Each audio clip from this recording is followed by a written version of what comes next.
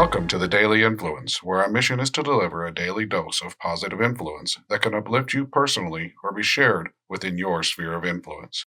While not every episode may directly apply to your unique circumstances, we strive to provide insights and inspiration relevant to most people's daily, weekly, and monthly lives. Whether you are tuning in during the morning, noon, or night, the Daily Influence is here for you.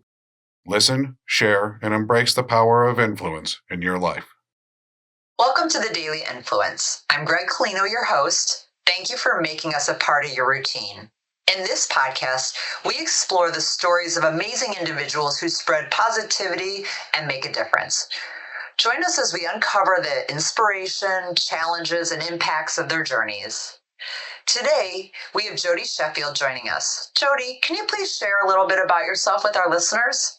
Yes, Greg, thanks so much for having me on today. I grew up in Evanston, and I would say that I grew up in a noisy family. So conflict was around, and looking back on it, I understand that my parents were not demonstrating the best way to resolve conflict. And so I always thought I was going to become a psychologist.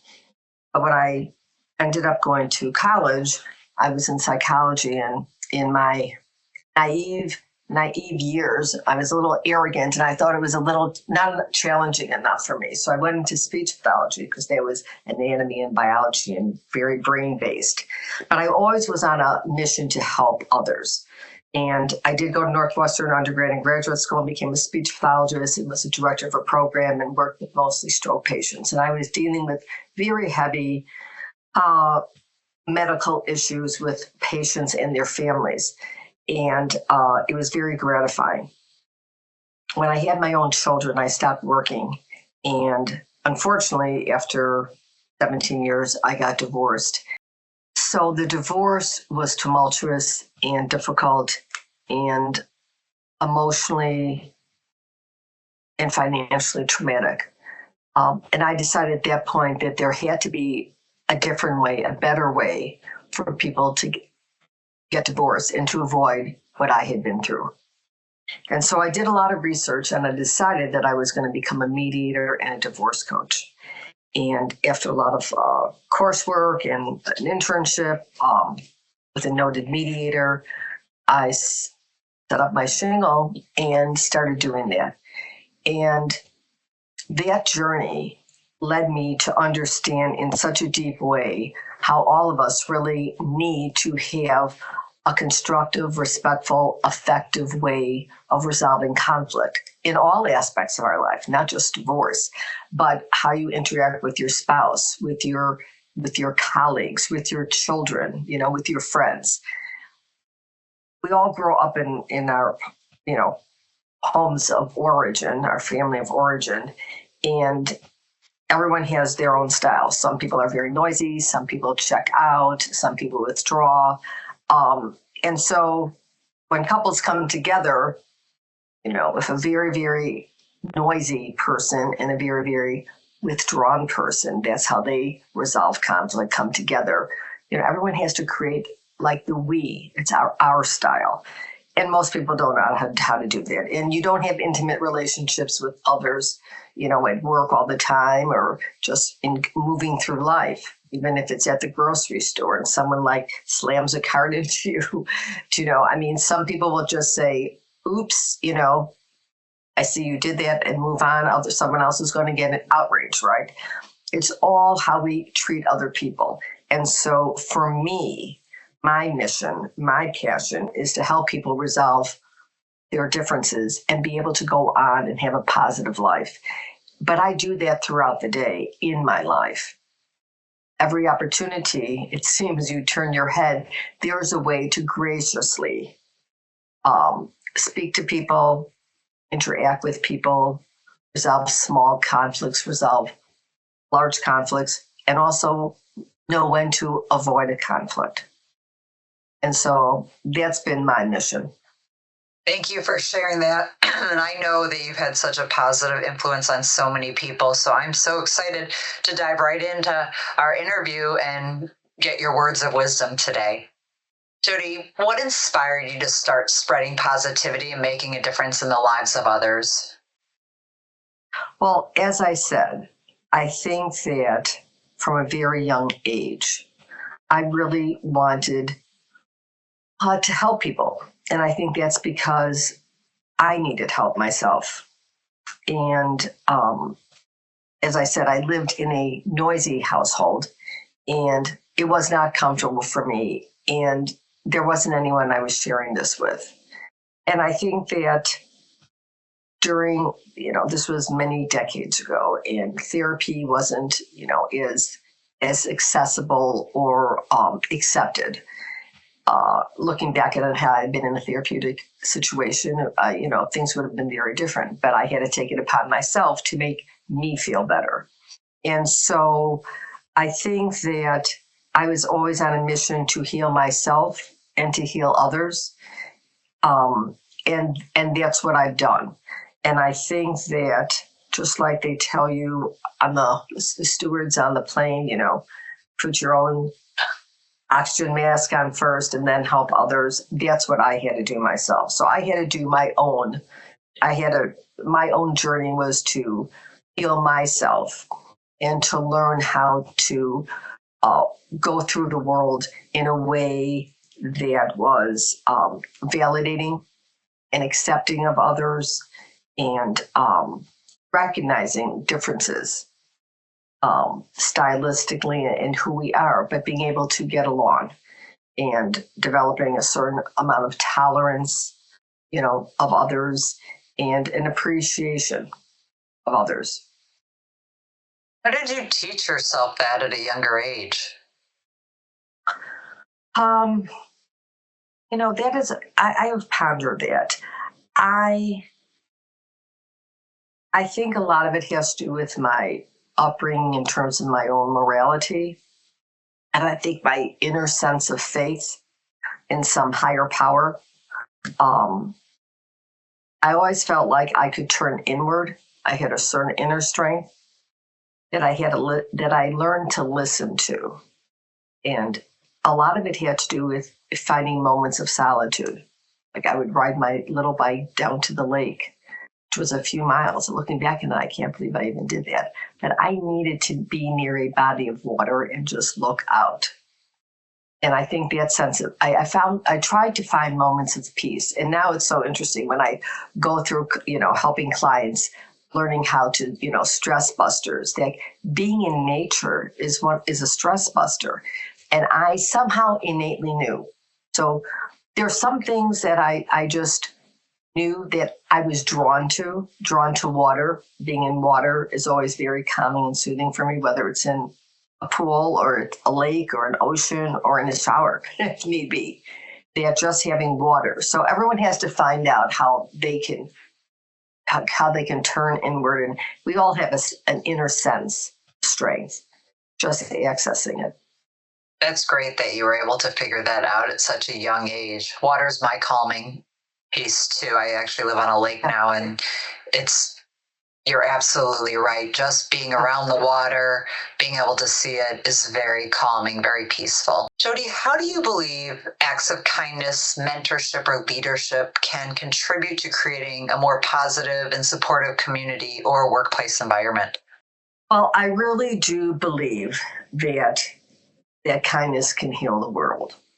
I mean, there are ancient cultures that do believe that, the more good deeds that we do, the closer we come to a higher place of functioning and of life.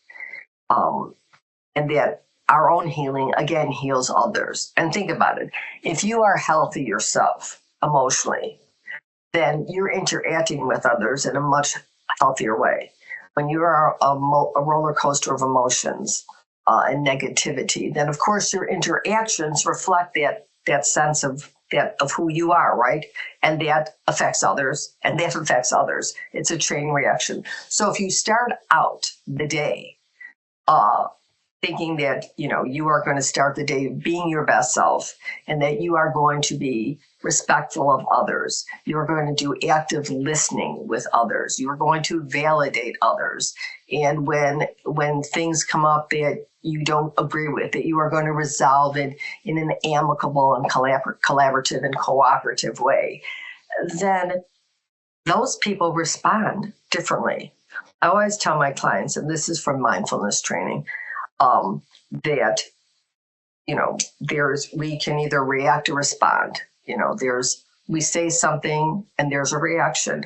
Our involuntary messaging, our body language, our eye rolling, that all is received by others.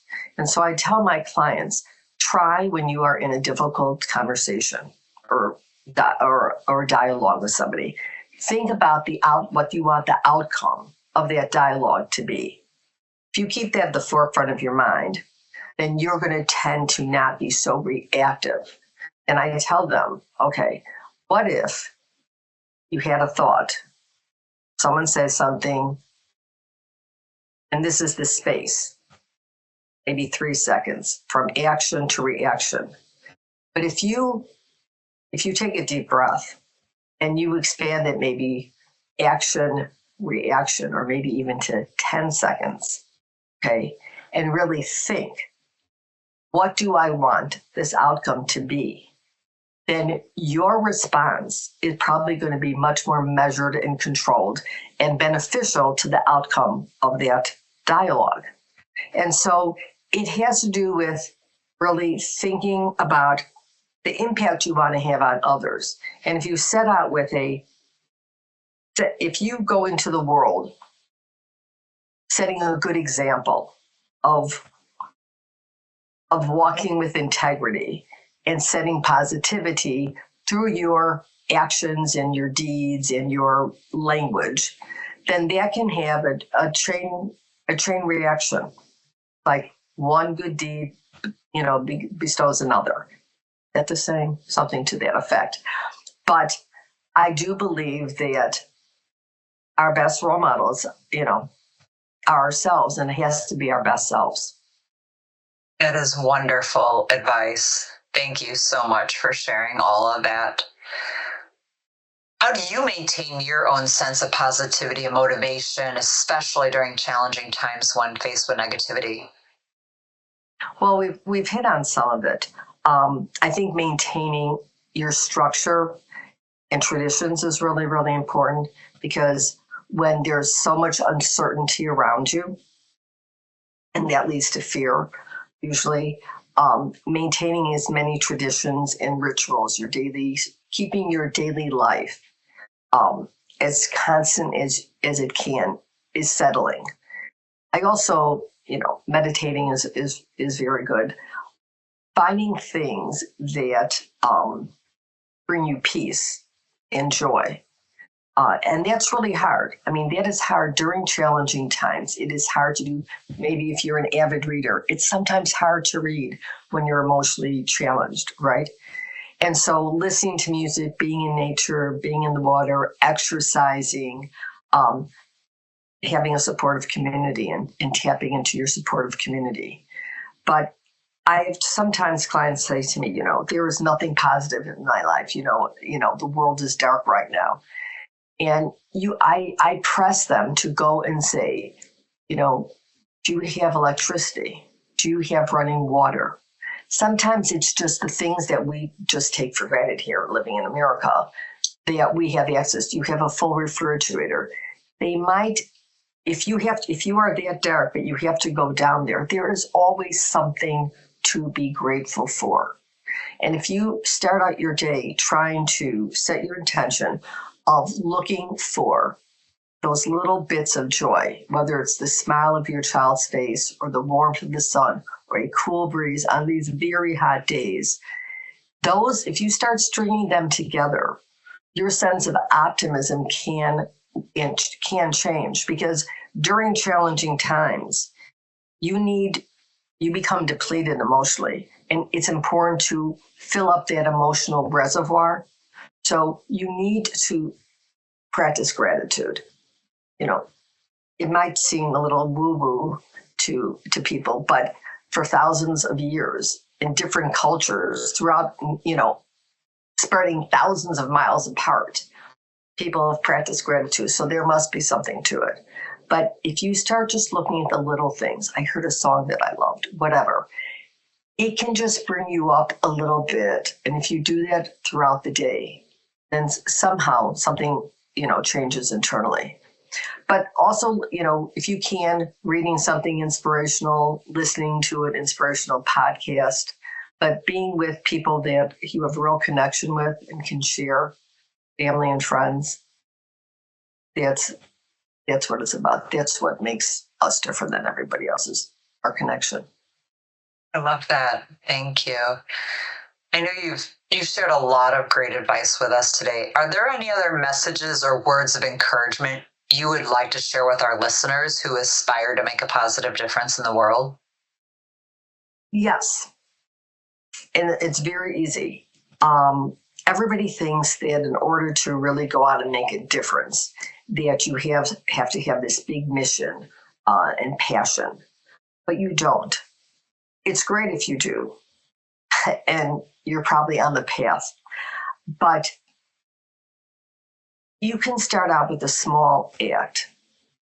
If you're helping somebody literally cross the street that you see needs help or opening a door, if you start thinking about how small acts that you can do that are going to light up somebody's soul, that is going to make them smile, then you've made a difference. 2 days ago, I was at the podiatrist, and an elderly woman with a walker was behind me. And the nurse had said to her, "Do you need any help?" She goes, "No, I got it." Well, do you know what? I'm sure she could have, but why wouldn't I just hold the door for her? So I said, "Let me get this." And I turned around and I said, just move back a touch, and I'm going to open the door and I'll hold it for you. It took 3 seconds, but she had it. But why wouldn't I just help and give her a smile and say, "Have a good day"? If you start, there are so many opportunities through every day to show kindness and to be gracious to somebody. And if you do that, you're going to start feeling and noticing how people are responding to you. And that is going to fill you up. And you're going to go on to make a bigger difference in a different way. And small acts are always good. Even when you got the big mission, keep doing all the small acts. That's right. That's really good advice. I love that so much. Jodi, thank you so much for joining us today. I am so grateful to have you in my life and to now share your words of wisdom with all of our listeners. For our listeners, if you're interested in getting in touch with Jodi, I will put her website, her LinkedIn, and her email in our show notes so that you can reach out to her. And thank you for tuning into the Daily Influence. We hope that you found today's episode inspiring. If you enjoyed it, please share it. Subscribe on your favorite platform so you never miss an episode. And we appreciate your support and look forward to sharing more stories of positivity and impact with you. Stay positive, keep making a difference, and join us next time on the Daily Influence. Thank you for being a part of our community. Bye-bye.